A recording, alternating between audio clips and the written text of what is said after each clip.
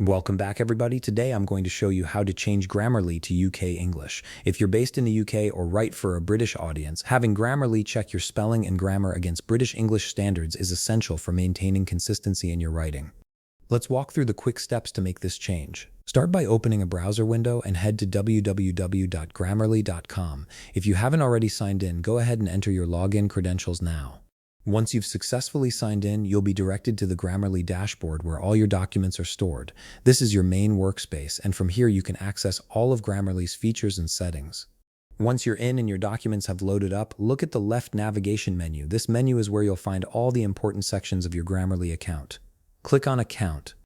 This section houses all your profile information, subscription details, and importantly, your writing preferences. From the Account section, you'll see several options appear. Click on Writing.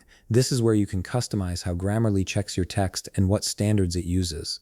Under the Writing section, you'll see the Language Settings option. Click on it to expand the language preferences. You'll immediately see the Dialect option, which controls whether Grammarly checks your writing against American, British, Canadian, or Australian English standards.